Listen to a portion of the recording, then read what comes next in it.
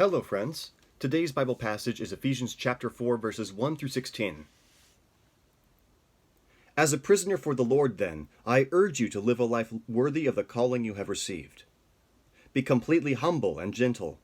Be patient, bearing with one another in love. Make every effort to keep the unity of the Spirit through the bond of peace. There is one body and one Spirit, just as you were called to one hope when you were called. One Lord, one faith, one baptism, one God and Father of all, who is over all and through all and in all. But to each one of us grace has been given as Christ apportioned it. This is why it says, when he ascended on high, he led captives in his train and gave gifts to men.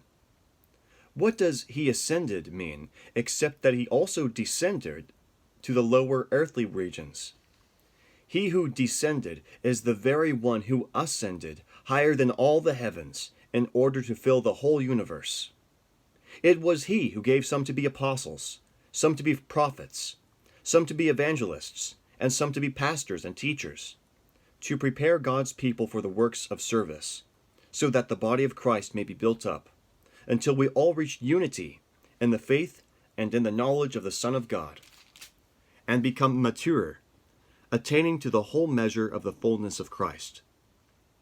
Then we will no longer be infants, tossed back and forth by the waves, and blown here and there by every wind of preaching and teaching and the cunning and craftiness of men in their deceitful scheming. Instead, speaking the truth in love, we will in all things grow up into him who is the head, that is, Christ.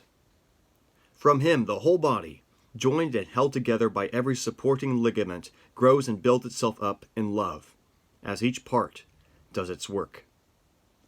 The word of the Lord. Thanks be to God. Have a great day.